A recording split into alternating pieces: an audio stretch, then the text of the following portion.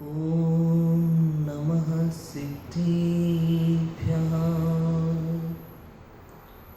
नमो अरिहन्ताणं, नमो सिद्धाणं, नमो आयर्याणं, नमो उवज्झायाणं, नमो लोई सव्यसाहुणम्। मंगलमय मंगलकरण वीतराग विज्ञान, नमो ताहि जाति भय अरिहंतादि महान। करि मंगल करि हो महाग्रंथ करण को काज, जाते मिले समाज सब पावे निज पद राज। शिव उपाय करते प्रथम कारण मंगल रूप, विघ्न विनाशक सुख करन नमो शुद्ध शिव भूप। आचार्य कल्प पंडित टोडरमल जी द्वारा रचित मोक्ष मार्ग प्रकाशक ग्रंथ 8 अधिकार प्रारंभ के, जिन पर हमने स्वाध्याय किया है, समझने का प्रयास किया है कि पंडित टोडरमल जी ने अपने गहन चिंतन और अनंत स्वाध्याय से, गहन स्वाध्याय और गहन चिंतन से जो विषय लिखा है, उस विषय को हमने समझने का प्रयास किया है। अब यहाँ है 8वें अधिकार के बाद 9वां अधिकार, मोक्ष मार्ग का स्वरूप। ग्रंथ का नाम है मोक्ष मार्ग प्रकाशक, मोक्ष के मार्ग को प्रकाश करने वाला। अपन ने जब ग्रंथ शुरू किया था तो मोक्ष मार्ग प्रकाशक ग्रंथ, इस शब्द का, इस नाम का मीनिंग समझा था। क्या मीनिंग है मोक्ष मार्ग प्रकाशक का? कि कोई किसी रास्ते में जा रहा हो और अंधेरा हो, अंधेरे रास्ते में जाने वाले को कोई टॉर्च से प्रकाश करके रास्ता दिखाए। उसी प्रकार से कोई मोक्ष जाना चाहता है, मोक्ष मार्ग को प्राप्त करना चाहता है, उस मार्ग में चलना चाहता है, तो अंधकार है, मिथ्यात्व रूपी अंधकार के होते हुए भी मोक्ष मार्ग में यदि चलना है तो उसके लिए प्रकाश करने वाला कोई व्यक्ति हो, समझ में, तो उसको मोक्ष का मार्ग दिखे। अब यहाँ से मार्ग है, 2 मार्ग जा रहे हैं, एक मिथ्या मार्ग और एक सम्यक मार्ग, रास्ते में चला जा रहा है। यदि अंधकार हुआ तो किसी भी रास्ते में जा सकता है, तो टॉर्च लेकर के प्रकाश करने वाले, मोक्ष मार्ग का प्रकाश। अब इस मोक्ष मार्ग में कहीं अटक ना जाए, भटक ना जाए, भूल ना जाए, गिर ना जाए, उसके लिए पूरा प्रकाश करते हैं, देख देख के चलना। ये मोक्ष मार्ग प्रकाशक ग्रंथ है। जब इस ग्रंथ को पंडित टोडरमल जी ने प्रारंभ किया, शुरू किया, तो सबसे पहले पंडित टोडरमल जी ने पंच परमेष्ठी को नमस्कार किया और जो पूज्य पद है, नव देवता हैं, जिनवाणी, सबको नमन किया। और सबको नमन करने के बाद में दूसरा अधिकार जो आया, दूसरे अधिकार में पंडित टोडरमल जी ने सबसे पहले संसार अवस्था का स्वरूप समझाया। संसार अवस्था का स्वरूप, किस प्रकार से ये जीव को कर्म बंधन होता है, कर्म बंधन होता है, और किस प्रकार से अनादिकाल से ही ये जीव कर्म बंधन से एक क्षेत्रावगा बंधा हुआ है कर्मों से, और कर्मों की भिन्नता। एक क्षेत्रावगा जीव कर्मों से बंधा हुआ है, लेकिन फिर भी जीव भिन्न और कर्म भिन्न है। ये सारी बातें बताई। फिर एक इंद्रिय आदि पर्यायों में किस प्रकार से ये जीव दुख को भोगता है, 5 इंद्रिय की पर्याय में किस प्रकार दुख को भोगता है, उसमें सबसे ज्यादा दुख बताया किसका, एक इंद्रिय की पर्याय में। फिर इसको नए नए कर्म का बंधन कैसा होता है, ये सब समझाया। फिर कर्म बंधन तो हुआ, अब कर्म के उदय में फिर जीव की कैसी कैसी अवस्था होती है, वो सब समझाया। और तीसरे अधिकार में संसार दुख और मोक्ष सुख का निरूपण किया। क्या किया? संसार दुख। पहले तो संसार अवस्था का स्वरूप बताया कि संसार में जीव को कैसी कैसी अवस्थाएं होती हैं, कौन कौन सी अवस्था में जीव पाया जाता है, एक इंद्रिय से पंचेंद्रिय पूरा। फिर संसार दुख और मोक्ष सुख का निरूपण किया कि संसार में किस प्रकार के दुख हैं। पहले तो कर्म जनित दुख बताया, फिर पर्याय अपेक्षा से दुख बताया, और फिर दुख का सामान्य स्वरूप बता करके 4 प्रकार की इच्छाओं के दुख बताए। ये संसार में दुख। उसके बाद वास्तव में यदि सुख कहीं है तो मोक्ष में है, ऐसा बता करके 2 पेज में सुख का स्वरूप बताया, मोक्ष सुख का। और उसकी प्राप्ति का उपाय कैसे होगा, वहाँ उतना बताया। फिर चतुर्थ अधिकार में मिथ्या दर्शन ज्ञान चारित्र का स्वरूप बताया। क्योंकि मिथ्या दर्शन ज्ञान चारित्र के कारण से ही ये जीव संसार में भटक रहा है।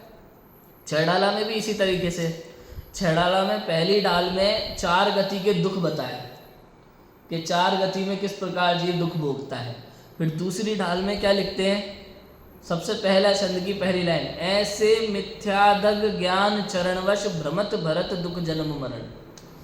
ऐसे मिथ्या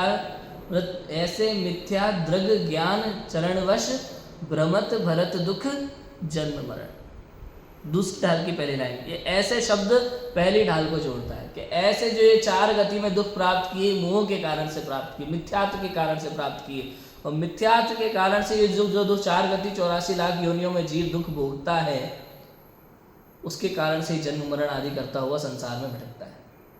अब उससे अगर छुटकारा पाना है तो एकमात्र मोक्ष मार्ग की प्राप्ति ही सुख का उपाय है, दूसरा कोई उपाय नहीं, ऐसा है। इसलिए यहाँ अब 9वें अधिकार में मोक्ष मार्ग का स्वरूप लिखते हैं। 8वें अधिकार में तो भूमिका है, मतलब 8 अधिकार तक तो भूमिका है, खाली भूमिका है। भाई संसार में जीव की कैसी कैसी दशा होती है, फिर संसार में दुख किस किस प्रकार के भोगता है, और मिथ्या दर्शन ज्ञान चारित्र जो दुख के कारण है उनका क्या स्वरूप, ये सब बता दिया। अभी सुख का उपाय बताएंगे, अभी मोक्ष मार्ग का स्वरूप चलेगा। अभी मेन प्रकरण शुरू हो रहा है इस ग्रंथ का।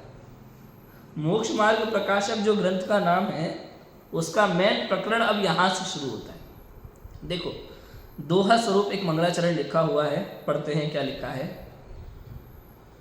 शिव उपाय करते प्रथम कारण मंगल रूप। शिव उपाय करते प्रथम, सबसे पहले यदि तुझे कुछ करना है तो मोक्ष का उपाय कर, शिव का उपाय कर। मोक्ष का उपाय, मोक्ष नहीं जा पाएगा, ऐसा नहीं कि तू अभी अभी सोचा और मोक्ष चला गया। उपाय करना पड़ता है ना पहले। किसी को भी कहीं जाना हो, विदेश यात्रा करनी हो, यदि किसी टूर पे जाना हो, तीर्थ यात्रा पे जाना हो कहीं भी, तो क्या करना, सीधा चला जाता है? नहीं, पहले उसका उपाय करता है। भाई टिकट देखो कहाँ कहाँ है, ट्रेन आदि की टिकट खरीदेगा, फ्लाइट की टिकट खरीदेगा, गाड़ियाँ बुक करेगा, धर्मशाला में रूम बुक करेगा, सारी चीज़ें पूछेगा। अपने वहाँ अपने हिसाब का शुद्ध भोजन मिलता है कि नहीं मिलता, सारी जानकारी लेता है कहीं भी जाना हो तो। शिव उपाय करते प्रथम, सबसे पहले मोक्ष का उपाय करना। उपाय के लिए मालूम है क्या, मोक्ष उपाय के लिए सबसे पहले मोक्ष को जानना पड़ता है। क्या करना पड़ता है? बिना जाने मोक्ष की प्राप्ति कभी किसी को हो सकती नहीं है। बिना जाने मोक्ष का उपाय भी नहीं हो सकता, उपाय भी नहीं हो सकता। जब तक आपको जानकारी नहीं है उस विषय की, तब तक आपको वहां जाने की इच्छा नहीं होगी, वहां जाने का मार्ग नहीं मिलेगा। खाली रटोगे, इसी तरह है। जैसे कि नाम है अमेरिका जाना है, अमेरिका मालूम ही नहीं अमेरिका क्या है वास्तव में। होता है ना, कई लोग नाम सुन लेते हैं बस। अभी मैं आपको जोक सुनाऊं, कई लोग एक जोक चलता है इंस्टाग्राम पे। बेटी बोली दादी के पास जाके, दादी मैं डिप्रेशन में चली गई। मैं डिप्रेशन में चली गई, अकेली चली गई, किसी को बताया भी नहीं। तो डिप्रेशन में अकेली चली गई, किसी को बताया भी नहीं है। किसके साथ गई थी? सारी बात है, मतलब उनको मालूम ही नहीं डिप्रेशन क्या है, वहाँ जाया नहीं जाता, ऐसी चीज़ें। तो ऐसे ही लोगों को मालूम ही नहीं है वो चीज़। शिव उपाय करते प्रथम, सबसे पहले यदि कुछ करने लायक कार्य है, सर्वप्रथम कुछ करने लायक कार्य है तो क्या है? मोक्ष का उपाय।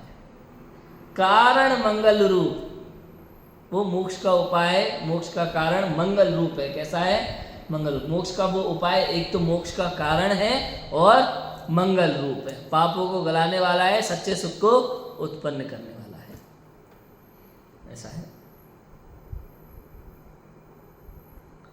और विघ्न विनाशक सुख करण। विघ्न विनाशक, विघ्न माने दुख, विघ्न माने दुख। विघ्न के कई सारे अर्थ हो सकते हैं यहाँ पे। विघ्न को हम क्या कहते हैं? अंतराय, एक तरह का। कोई काम करते हैं उसमें विघ्न आ जाता है, वो विघ्न। एक शब्द से सीधा सीधा अर्थ लो, विघ्न माने दुख, विघ्न विनाशक माने दुख को नाश करने वाला, और सुख करण माने सुख को करने वाला, उत्पन्न करने वाला, सीधा सीधा अर्थ। विघ्न विनाशक सुख करण। भाई संसार में जो भी दुख है वो विघ्नों के कारण से ही तो है। हम जो चाहते हैं वो नहीं मिलता तो वो विघ्न कहलाया, वो क्या है? दुख है, उसके कारण से दुख होता है। सीधी सीधी सिंपल सी बात है, समझ में आ रहा है? क्या गजब की बात है। देखो, विघ्न विनाशक सुख करण, ये मोक्ष का उपाय क्या है? विघ्नों का विनाशक है। संसार में जिस जिस कारण से तुझे दुख होता है ना, लगा लेना। वास्तव में हम किस कारण से दुख समझते?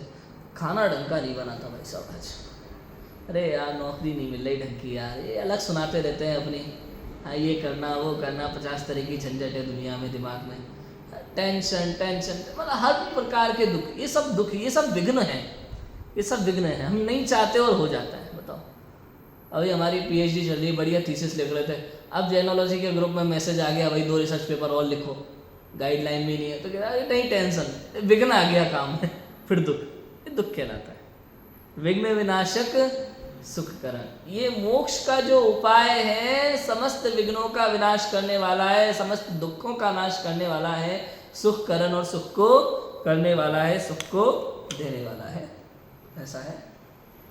और नमो शुद्ध शिवभूप, इसलिए मैं नमन करता हूँ किसको? शुद्ध मोक्ष स्वरूप, मोक्ष भूप, जो मोक्ष के राजा है, जो मोक्ष के राजा हैं, ऐसे सिद्ध भगवान जो कि शुद्ध है, द्रव्य कर्म भाव कर्म नो कर्म से रहित हैं, शुद्ध है, मोक्ष के राजा हैं, ऐसे सिद्ध भगवान को मैं नमन करता हूँ। वो हमारे आदर्श है। हमें मोक्ष प्राप्त करना है ना, मोक्ष का उपाय शुरू कर रहे हैं, मोक्ष प्राप्त करना है, तो मोक्ष के राजा कौन है? सिद्ध भगवान, जो शुद्ध है, द्रव्य कर्म भाव कर्म नो कर्म से रहित है, ऐसे उन मोक्ष के राजा को मैं नमन करता हूँ।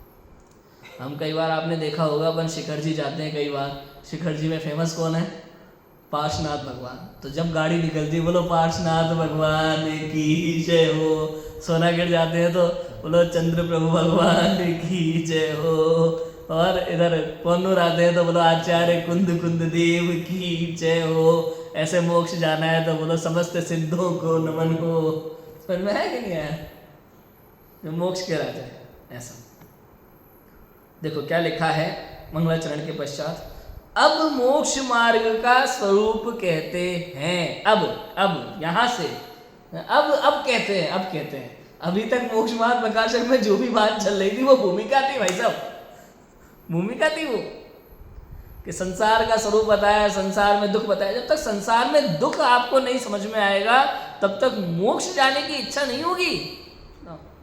जिसको संसार ही अच्छा लग रहा है, कई लोग हमें तो मिलते हैं, कहते भाई आत्म तत्व की बात सुना करो, वास्तव में सुख मिलेगा तो, अरे हम तो यही सुखी है तुम अपने सुख की बीन बजाते रहो, हम तो यही सुखी है। ऐसे ऐसे लोग भी मिलते हैं हमें, महापुरुष, उनको यही सुख लग रहा है। वही बात है उनके लिए, क्या कि जिस संसार से तीर्थंकर भी डरे, तुम्हें उस संसार से भय नहीं लगता। महासुभट हो, ढीठ हो, ऐसा ढीठ है। अब मोक्ष मार्ग का स्वरूप कहते हैं। इतनी बात कहने के बाद लास्ट में जिनवाणी कैसे पढ़ना, उपदेश का स्वरूप सब समझा दिया, 4 अवयवों की डिटेल दे दी सब। उसके बाद कहते हैं अब मोक्ष का स्वरूप कहेंगे, अब बात कहेंगे, अब आपके समझने लायक बात आएगी, मेन बात अब शुरू होगी। प्रथम मोक्ष मार्ग के प्रतिपक्षी जो मिथ्या दर्शनादिक है, उनका स्वरूप बतलाया। कहाँ बतलाया था? चौथे अधिकार में। चौथे अधिकार में किसका स्वरूप बताया? जो मोक्ष मार्ग के प्रतिपक्षी है। मोक्ष मार्ग क्या है? मोक्ष मार्ग क्या है भाई? तो तत्वार्थ सूत्र का पहला सूत्र, सम्यक दर्शन ज्ञान चारित्राणि मोक्ष मार्ग। तो जो मोक्ष मार्ग के प्रतिपक्षी कौन? मिथ्या दर्शन ज्ञान चारित्राणि संसार मार्ग। मोक्ष मार्ग के प्रतिपक्षी जो मिथ्या दर्शनादिक, आदिक माने मिथ्या दर्शन ज्ञान चारित्र, उनका स्वरूप बताया। उनका स्वरूप चौथे अधिकार में बता दिया कि मिथ्या दर्शन ज्ञान चारित्र के कारण से जीव संसार में भटकता है और अनंत दुख को प्राप्त करता है। उन्हें बताया, उन्हें तो दुख रूप दुख का कारण जानकर, हे मानकर उनका त्याग करना। कितनी गजब की बात है। देखो, जो चौथे अधिकार में मिथ्या दर्शन ज्ञान चारित्र का स्वरूप बताया था ना, उन्हें तो दुख रूप जानना, दुख का कारण जानना और हे मान करके त्याग करना। जब जब त्याग करने की बात आती है तो हम किसका त्याग करते हैं? जब जब संसार में त्याग करने की बात आती है, आज से आलू नहीं खाएंगे भाई, रात्रि भोजन नहीं करेंगे, और बिस्तर पे नहीं सोएंगे भाई, टीवी नहीं देखेंगे, सिनेमा नहीं देखेंगे, और नमक नहीं खाएंगे, शक्कर नहीं खाएंगे, घी नहीं खाएंगे, रस नहीं खाएंगे, ये नहीं लेंगे, वो नहीं लेंगे। ये क्या कर रहे हो भाई? ये कोई त्याग नहीं है, ठीक है ना? इसका नाम त्याग नहीं है। समझ में आ रहा है कि नहीं आ रहा? खाना नहीं खाएंगे पूरा दिन भर, लो 6 महीने तक खाना नहीं खाएंगे, लो, इसका नाम त्याग नहीं है, इसका त्याग नहीं करना है यहाँ पे। तो मिथ्या दर्शनादिक जो है, मिथ्या दर्शन ज्ञान चारित्र है, उन्हें दुख रूप जानना और दुख का कारण जानना, हे रूप जानना और उनका त्याग करना। मिथ्यात्व का त्याग करना त्याग है। तो अंदर में मिथ्यात्व भरा पड़ा है, उल्टी मान्यता का त्याग नहीं हुआ। अभी तक शरीर को आत्मा मान के बैठा हुआ है, ये मैं हूं, और कह रहा है मैंने एक दिन भोजन का त्याग कर दिया, मैं रात्रि भोजन नहीं करता, मैं कंदमूल नहीं खाता। अरे भाई, ये मोक्ष मार्ग नहीं है, ये मोक्ष मार्ग नहीं है। यदि तुझे मोक्ष जाना है तो पहले मोक्ष मार्ग को समझ, बिना समझे नहीं जा पाएगा, नहीं जा सकता। पूरी दुनिया किस में पागल है बताओ? पूरी दुनिया क्या कहती है? अरे कुछ करो भाई, कब तक ज्ञान देते रहोगे? पूरी दुनिया हमसे ये कहती है, कहाँ आप जानने के शास्त्र पढ़ते रहते हो, शास्त्र पढ़ते रहते हो, थोड़ा क्रिया में लाओ, हैं? अणुव्रत लो, महाव्रत लो, मुनि दीक्षा तो लेके दिखाओ, एक आध तो लेके दिखाओ। अरे भाई, पहले जान तो लेने दो मुनि का स्वरूप क्या है, तब तो ले। पहले ही कैसे ले ले? पहले अच्छे से समझ तो लेने दो। समझ में आ रहा है कि नहीं आ रहा? कर पाएंगे नहीं कर पाएंगे, हमारी भूमिका अंदर में उस लेवल का परिणाम ही नहीं है। बाहर में खाली दीक्षा ले लूँ मैं, और बाहर में दीक्षा लेकर के जो मन में आए करूँ, और कह दो नहीं पंचम काल चल रहा है, सब चलता है, ऐसा थोड़ी करना है भाई। जिन लिंग है, जिन धर्म है, जिन धर्म को लजाने का काम नहीं करना। इसलिए जितना होता है उतना करते हैं अपनी भूमिका के अनुसार, और यही धर्म है। भूमिका के अनुसार धर्म पालन होता है। ऊंचे पद धारण करके नीचे कार्य नहीं होते। जैसी जिसकी जितनी भूमिका है वो उस भूमिका में रहकर अपने योग्य कार्य करे, ऐसा है। यही तो मोक्ष मार्ग है। सोचो, सबका त्याग करेगा, ये आलू का त्याग करेगा, रात्रि भोजन का त्याग करेगा, और पूरे कंदमूल का त्याग कर देगा। बिस्तर पे नहीं सोएंगे, रसों को नहीं खाएंगे, ये नहीं खाएंगे, वो नहीं खाएंगे, 6-6 महीने के उपवास कर लेंगे, 10 लक्षण के 10 दिन ना कुछ खाएंगे ना सारे त्याग कर लेगा। लेकिन जो त्याग करने योग्य है उसका त्याग नहीं करता, वो है मिथ्यात्व। मिथ्यात्व का त्याग नहीं करता, अंदर में भरा पड़ा है उल्टी मान्यता। स्व पर का भेद विज्ञान नहीं किया इस जीव ने कभी। तो कैसे मोक्ष मार्ग मिलेगा तुझे? तुझे मोक्ष मार्ग का स्वरूप ही नहीं पता, स्वरूप ही नहीं पता, मालूम ही नहीं है मोक्ष क्या है, मोक्ष मार्ग क्या है, कैसे काम चलेगा बताओ? बात समझ में आ रही है कि नहीं आ रही? कितनी सिंपल सी बात है। अब देखो, यदि मोक्ष प्राप्त करना है तो पहले मोक्ष को जानना पड़ेगा। संसार में आप जो भी कार्य करते हैं तो पहले उसको जानना पड़ता है भाई साहब, जी भाई। जो भी कार्य आप संसार में करें, सबसे पहले उसको जानना आवश्यक है। बताओ, डॉक्टर बनना है तो क्या करें? डॉक्टर बनना है तो क्या करें? 2 साल पढ़ लिए, उसके बाद वही ऑपरेशन करके दिखाओ। कब तक पढ़ते रहोगे कि भाई हम अभी ऑपरेशन लायक नहीं हुए, अभी हम सीख रहे हैं। जब तक पूरी तरह सीख नहीं लेते, फिर ऑपरेशन थिएटर में बड़े डॉक्टर, सीनियर डॉक्टरों के साथ पहले तो उनको मरहम पट्टी देने का काम करना पड़ेगा। डायरेक्ट नहीं आपको कैंची पकड़ा देगा, सामने वाला चाकू पकड़ा देगा, नहीं भाई चीर फाड़ करो। समझ में आया कि नहीं आया? पहले पूरी तरह सीखना पड़ता है, समझना पड़ता है। इसमें सालों लग जाते हैं, 1-2 दिन का काम नहीं है। और किसी के लिए 1-2 दिन भी पर्याप्त होते हैं भाई, सच तो ये है, ऐसा है। सोचो, विचार करो, किसी भी कार्य को करने से पहले जानना पड़ता है। यदि आपको इंजीनियरिंग का कार्य करना पड़ेगा तो पूरी उसकी पढ़ाई करनी पड़ेगी, पहले जानना जरूरी है, बिना जाने कोई काम नहीं मिलता। खेती किसानी में भी पहले उस कार्य को समझना पड़ता है। आपको ड्राइविंग करनी है तो बताओ, सबसे पहले कार चलाना सीखोगे कि डायरेक्ट चलाओगे? भाई कौन से गियर हैं, कैसे स्टार्ट होती है, बताओ। गाड़ी में बैठ गए, चाबी चालू कर दी, फिर फ़ोन करके पूछ रहे दोस्त से, अरे यार चाबी स्टार्ट, गाड़ी स्टार्ट तो कर दी, पहला गियर किस तरफ लगता है? उसके बाद क्या करना है भाई? ऐसे काम चलेगा क्या? बताओ। अरे मूर्ख है, पहले सीख तो ले। ऐसे ही यदि तुझे मोक्ष प्राप्त करना है, यदि तुझे सच्चे सुख को प्राप्त करना है, तो पहले मोक्ष मार्ग को समझ, पूर्ण रूप से समझ पहले, कि पहले क्या करना, बाद में क्या करना, कैसे करना। सबसे पहले बड़े बड़े नियम नहीं लेना, सबसे पहले मिथ्यात्व का त्याग करना, सबसे पहले मिथ्यात्व का त्याग करना। आचार्य देव कितनी बार कहते हैं शास्त्रों में, पहले तो आत्मा को जान, क्योंकि यही मोक्ष है, यही मोक्ष है। मैं ही मोक्ष स्वरूप हूं, आत्मा का हित ही मोक्ष है। नेक्स्ट टॉपिक यही है इसमें, आत्मा का हित ही मोक्ष है। तो आलू का त्याग करना, रात्रि भोजन का त्याग करना, ये नहीं खाना, वो नहीं खाना, इतने महीनों के उपवास करना, ये नियम ले लो, ये कर, तो इसे मोक्ष मार्ग समझता है तो भ्रम में है। पहले मोक्ष मार्ग का स्वरूप तो जान, तब आगे निकल। सबसे पहले मिथ्यात्व का त्याग कर। मिथ्यात्व का त्याग नहीं किया, गाड़ी घोड़ों की पूजा कर रहा है, होटलों में खाना खा रहा है, दुनिया भर के कार्यक्रम कर रहा है, सब कर रहा है, सारे काम, सारे क्रियाकांड कर रहा है, बताओ, और कह रहा है मैं मोक्ष मार्ग में हूँ। भूल में है, मोक्ष मार्ग में तो नहीं है, ये बात तक की है, भ्रम में है, भ्रम में। ऐसा है, समझ में आ रहा है कि नहीं आ रहा? देखो शब्दों पे ध्यान दो। मोक्ष मार्ग के प्रतिपक्षी जो मिथ्या दर्शनादिक उनका स्वरूप बतलाया, चौथे अधिकार में उनका स्वरूप बतलाया, उन्हें तो दुख रूप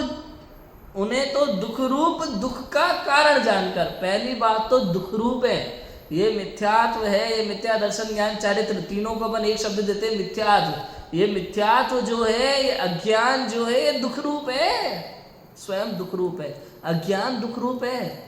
यदि आपको मोक्ष मार्ग के विषय में जानकारी नहीं है तो दुख रूप है।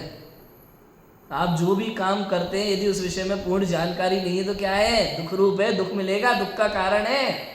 पहले तो दुख रूप है, दूसरा दुख का कारण है। आपके जीवन में जो भी दुख के कारण है वो मिथ्या दर्शन ज्ञान चारित्र है। आपको नहीं भैया, मिथ्या दर्शन ज्ञान चारित्र से तो हमारा कोई परिचय नहीं है, लेकिन यार वो दोस्त ने गाली दी थी उस दिन, उस बात का बड़ा दुख है मुझे। तुम दुख का कारण समझ ही नहीं पा रहे अभी। ये दोस्त मुझे गाली दे सकता है, ये मान्यता दुख का कारण है।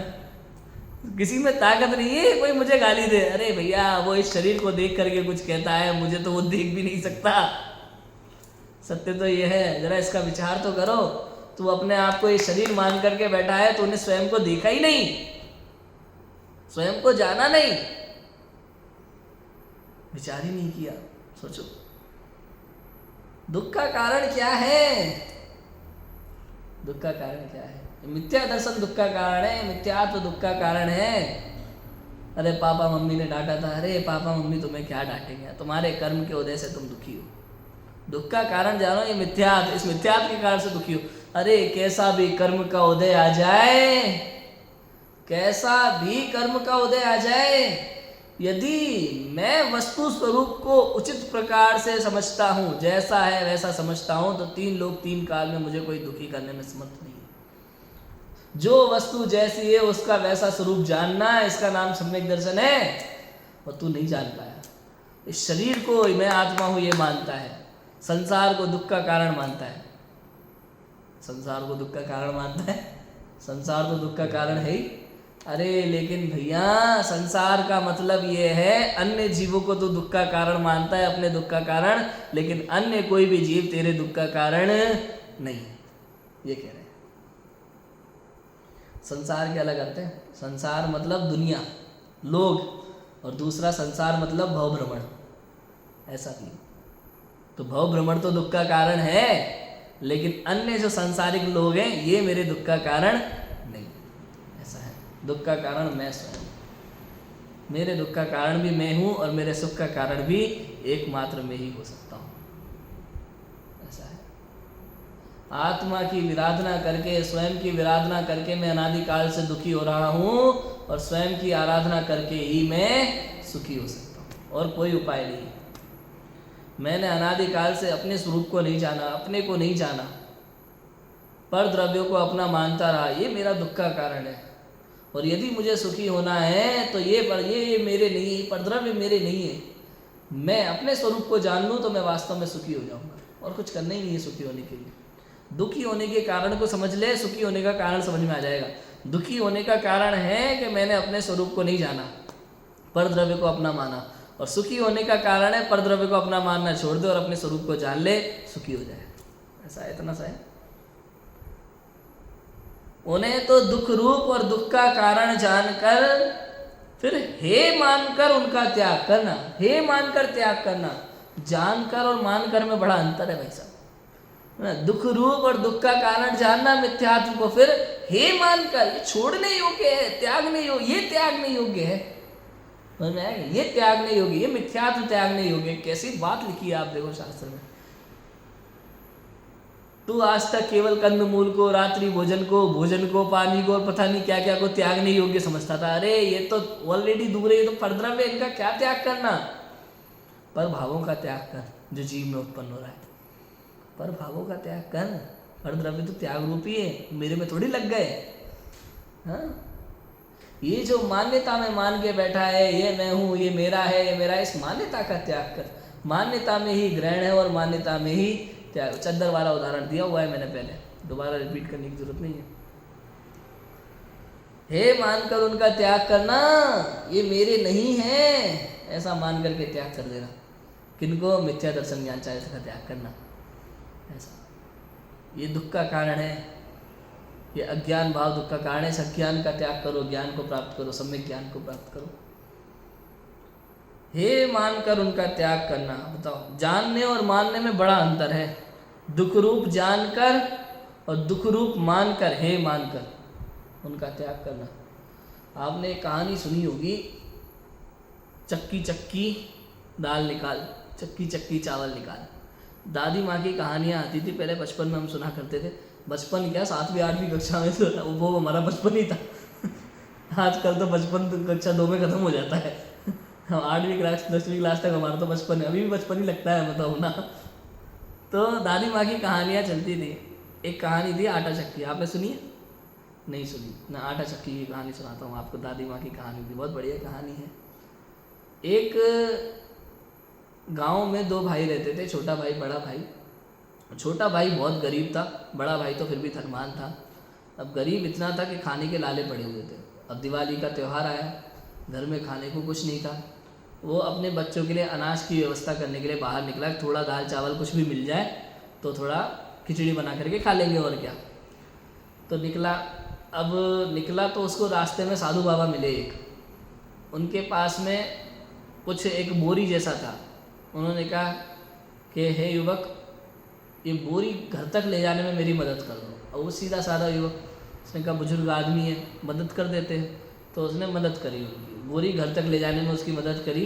और उस बाबा ने प्रसन्न होकर के उसे एक चक्की दी कि ये चक्की है, लेकिन इस चक्की में ये कोई साधारण चक्की नहीं। इस चक्की की विशेषता ये है कि इस चक्की को चला करके तुम जो मांगोगे वो इसमें से निकलता रहेगा, और जब तक निकलता रहेगा जब तक तुम इस पर लाल कपड़ा नहीं डाल दोगे। समझ में? वो ले गया। अब उसे पहले तो गड़बड़ लगी, यार ऐसा कैसे हो सकता है। घर जा कर के उसने एक कपड़ा बिछाया साफ, उसके ऊपर कोने में एक चक्की रख दी। वो चक्की को रखने के बाद चक्की चलाई, चक्की चक्की दाल निकाल, चक्की में से दाल निकलने लगी खूब सारी।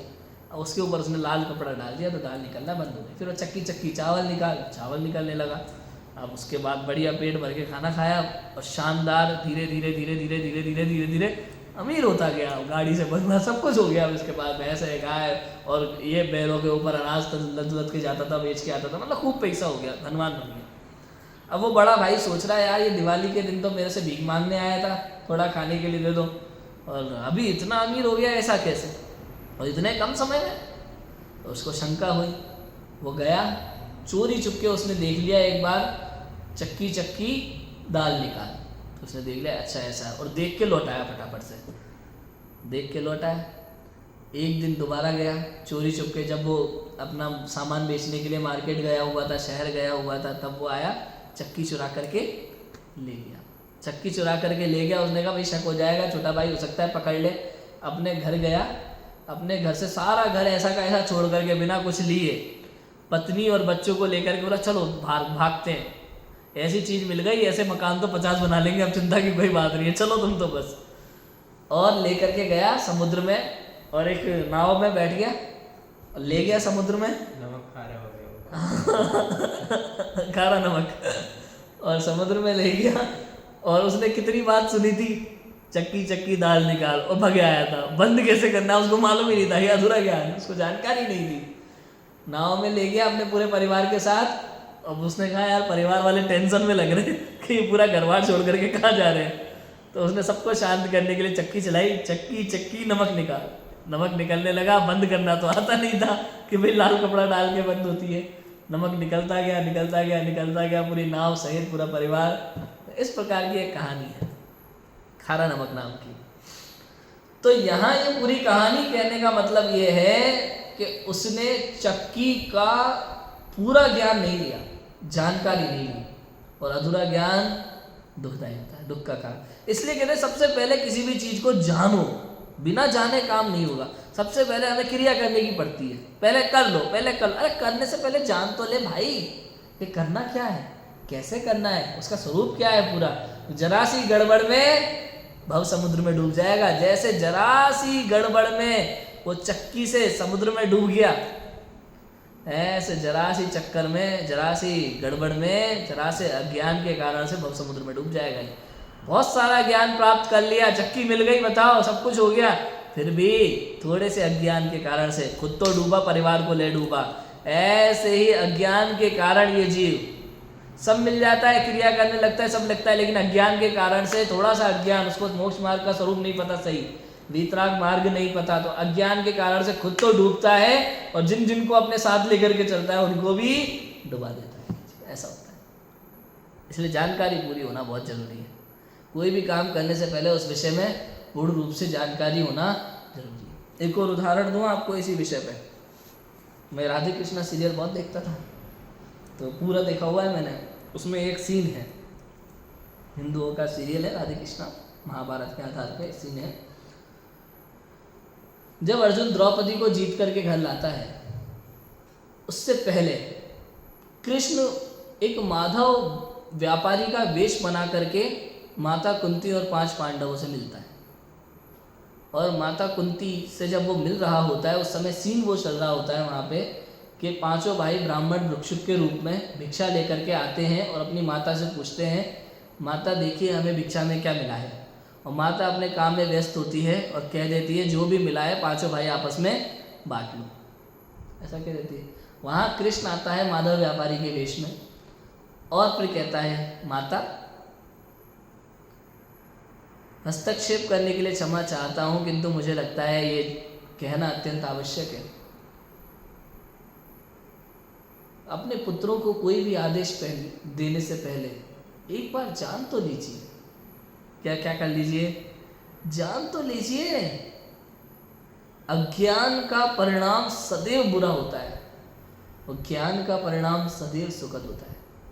उसने बात नहीं मानी, उनको लगता है ये कौन है, ज्ञान देने आ गया फटाफट से। उसने असली नाम भी नहीं बताया, कृष्ण माधव व्यापारी के वेश में आया था। 5 पांडव जब द्रौपदी को जीत करके लेकर के आए, और सेम वही बात, देखिए माता आज हम क्या लेकर के आए। अब ये गए तो भिक्षा लेने थे, उनको क्या पता, वो माता वही काम में व्यस्त, जो भी लाए आपस में बांट लो। उनकी कहानी बन गई, वो 5 में बट गई। अपने यहाँ तो हालांकि ऐसा नहीं है, अपने जैन धर्म में तो द्रौपदी महासती है और अर्जुन ही उसके पति रहे हैं, और नकुल सहदेव वो पुत्र समान हैं, और युधिष्ठिर और भीम पिता समान हैं। अपने यहाँ तो इस तरह का वर्णन है शास्त्र में। 5 पंचभर्तारी नहीं कहा द्रौपदी को, पांचाली कहा, क्योंकि पांचाल राज्य की पुत्री थी इसलिए उसे पांचाली कहा जाता था। 5 पति की पत्नी थी इसलिए पांचाली नहीं कहा जाता। ये सारी चीज़ें, तो मेरा कहने का अर्थ सिर्फ इतना है कि एक बार जान तो लीजिए। कुछ भी करने से पहले एक बार जान तो लीजिए। आदमी को जानना नहीं है, पढ़ना नहीं है, स्वाध्याय नहीं करना, समझना नहीं है, खाली क्रिया करनी है बस। कुछ करने से मतलब है, पता भले ना हो, ये डूब जाएंगे। गाड़ी चलानी नहीं आती और चलाने के पीछे पहले पड़ा रहेगा तो एक्सीडेंट करना निश्चित है। यदि तैरना नहीं आता और सागर में कूद गया तो डूबना निश्चित है। इसलिए पहले जानकारी होना अत्यंत आवश्यक है। दुख का कारण जानकर हे मानकर उनका त्याग करना। उनका त्याग करो हे मान करके। जानने और मानने में बहुत अंतर है, बहुत अंतर है। बताओ, जाना तो सही लेकिन माना नहीं। कोई रत्न मिला आपको समुद्र किनारे, ये क्या है? रत्न है। अच्छा, मालूम है 1 करोड़ इसकी कीमत है? सवाल ही नहीं है, सवाल ही नहीं है। जान लिया, जानकारी मिल गई, जानकारी तो मिल गई कि 1 करोड़ का रत्न है, लेकिन मानने को तो फेंक देगा। बताओ क्या मिला उसे?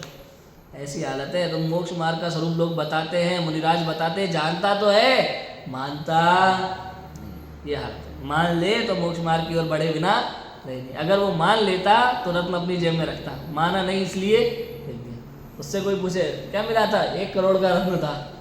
कह रहा है क्यों? किसी ने बताया था। लेकिन मानता तो फेंकता नहीं, जेब में रख लेता। ऐसा है। देखो, हे मानकर उसका त्याग करना, इसका मिथ्यात्व का, तथा बीच में उपदेश का स्वरूप बताया। कहाँ बताया? बीच में। मतलब पहले 4थे अधिकार में मिथ्या दर्शन ज्ञान चारित्र का स्वरूप बताया और अभी 9वें अधिकार में मोक्ष मार्ग का स्वरूप बता रहे हैं। इससे पहले बीच में क्या बताया? उपदेश का स्वरूप। 8वें अधिकार में चारों अनुयोगों की शैली समझाई, उपदेश का स्वरूप समझाया। तो उसे जानकर उपदेश को यथार्थ समझना। यदि आपने 8वां अधिकार ठीक से पढ़ लिया है ना, तो अब आपको पता चल जाएगा कि भाई जिनवाणी में किस प्रकार से, किस शैली में उपदेश दिया जाता है। अगर आपने इसको अच्छे से भली भांति समझा है तो अब आपको मोक्ष मार्ग का स्वरूप समझ में जरूर है। तो उस उपदेश को यथार्थ समझना।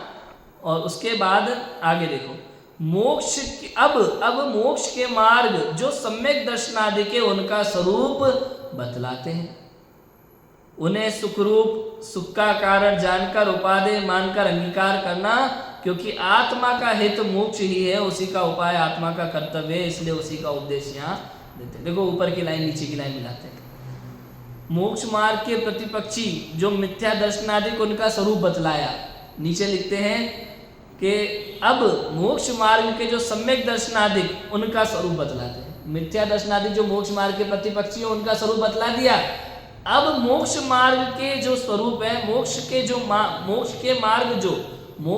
मार्ग हैं, सम्यक दर्शन ज्ञान चारित्राणि मोक्ष मार्ग, तो सम्यक दर्शनादिक उनका स्वरूप बतलाते हैं। ऊपर क्या लिखा था? उन्हें तो दुख रूप, दुख का कारण जानकर हे मानकर उनका त्याग करना। यहाँ लिखा है उन्हें सुख रूप, सम्यक दर्शनादिक को सुख रूप, सुख का कारण जानकर उपादेय मानकर अंगीकार करना। समझ में आई शैली? पंडित टोडरमल जी की लिखने की कला है। अस्ति नास्ति का कथन है पूरा, सांगोपांग जैसा है वैसा, उदाहरण सिद्धांत सब एकदम बैठते हैं। सुख का कारण जानकर उपादेय मानकर अंगीकार करना, ये जो सम्यक दर्शनादिक है यही सुख का मार्ग है, दूसरा कुछ नहीं।